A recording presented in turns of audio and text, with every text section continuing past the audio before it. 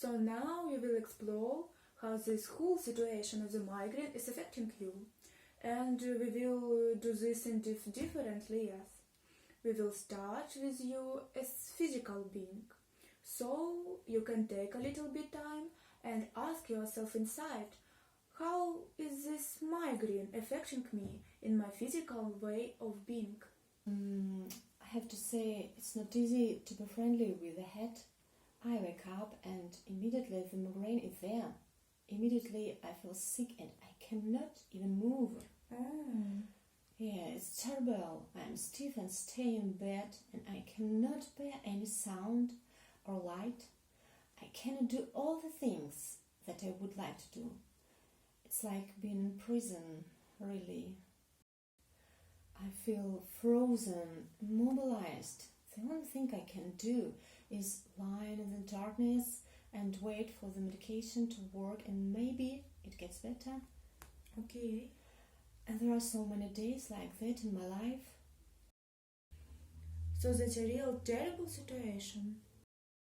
Being in prison, not being able to move. So lying in the darkness and just waiting until the sickness is over. Yes. And you said it's difficult to stay in a friendly way with your body in this suffering. May I invite you just to try how does it affect you when you can just be with yourself, with all this suffering, like you are sometimes with your grandchild. So, if you imagine having this attitude you have towards your grandchild when there is this suffering, when you apply that attitude to yourself, how does it affect you? Oh, my grandchild, that's easy to feel tenderness and be very tender with her. But doing that for myself? I do understand that more difficult. Yes. But give yourself some time to try it and just experience whether there is some change when you try to be friendly with your physical being and the way you have to suffer. You know, I often try to have some rational thoughts. Okay, my body needs a pause and things like that. Oh, but it's hard. It moves me when I hear you saying, it is true. It is awful in this prison, acknowledging instead of ignoring. That makes so much difference. That was never done in my life. Not just to acknowledge your suffering. Yes. And in your family that was very unusual. Oh, yes. To acknowledge your suffering. Yeah. So that you learn to ignore your suffering. Yeah. Okay. Yes. So with this issue of your family, we arrive in the social dimension. So maybe you can say a little bit more about your experience in your family. How is it related to your migraine in some way? You know, in my family, when I think about it, across the generations, everyone had or now has a migraine. And the only way we learned to cope with it was ignore it. And go to school, university, work. But first and foremost, not to talk about it. Okay.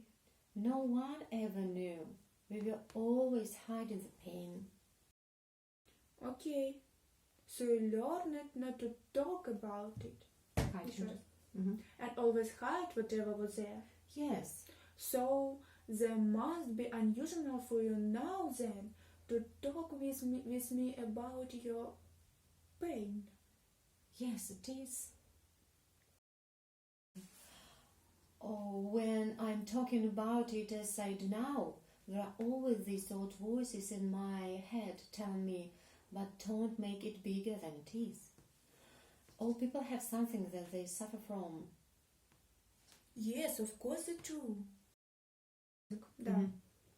All people have something they suffer from, but that doesn't mean that it's not already to talk about it. For me, talking about your suffering is more like a way of being friendly towards yourself, and recognize your suffering can be a way to improve your well-being. So, I just wonder how it is for you now that you can feel. It's okay to recognize it. Yeah, it's sad. Sad. Okay. It's sad. I'm really not used to talk about these things, and I also feel ashamed. Okay. So, with these feelings of sadness, shame, we arrived in the person dimension. So, I was wondering your person feeling around this whole situation of the migraine. You mentioned already your sadness, your shame. Are there more of your person feelings that are connected to the situation of the migraine? There was some curiosity, like wanted to find out how all these things belong together, but now it's more or less loneliness. The loneliness of not sharing.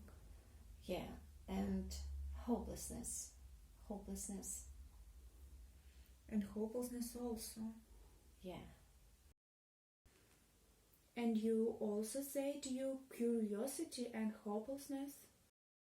I was wondering, is there some connection between your curiosity, your hopelessness, or what way does the migraine take? You take always your hope. Oh, I always hope for something from the outside to come and take away the pain, or that it just simply will go away overnight. Of course, you hope that something that can help you and that it will stop the suffering. Yeah. But you say you are always looking in the outside. Yeah. And I know it's naive, but that's what I do. I always put trust in something outside me, and I end up disappointed or deceived. I never put trust in myself.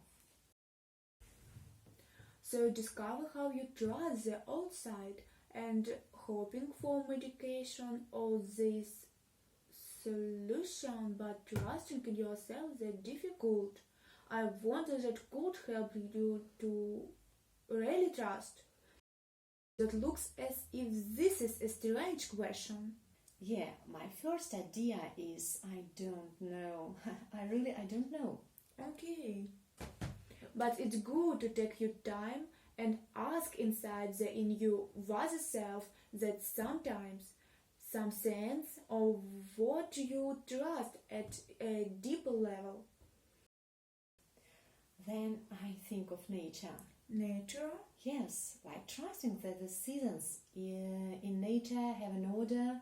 Like it's easy to trust that after the winter, the spring will come. So, you experience an order in nature that is bigger than your life. Okay. And that's something you trust. I was wondering how is that related to your hope? Well, it goes together with the question, where is my place in all this? So when I stay with the order of life, what could come for me now in the autumn of my life? Oh, that's a nice question. What could come for you now in the autumn of your life? Yeah. As if that open up some new perspective or... Yes, it's like a relief. Oh. It opens up a new approach to hope for me. Okay, like confidence in nature and belonging to a bigger order. So, if you take now a little bit more time to feel, how does that affect you when you just then think of this order of nature and order that bigger than you, but at the same time you seem to be part of that order of nature? How does it affect you? It fills me up with peace. Peace. You can feel peace in that. Oh, yes. That's an important spiritual emotion. So we arrived in the spiritual dimension very naturally. Yes. Thank you for sharing and for opening up yourself to this new experience and giving yourself this new perspective. It's very different from where you start, and by being complacent. Yes, it was. It is.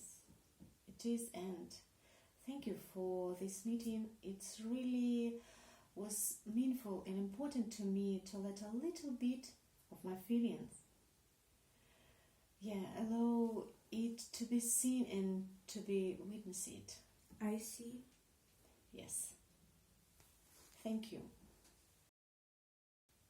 That was very different from what you have always experienced in the past. Yes, indeed it is. Thank you very much. You're welcome.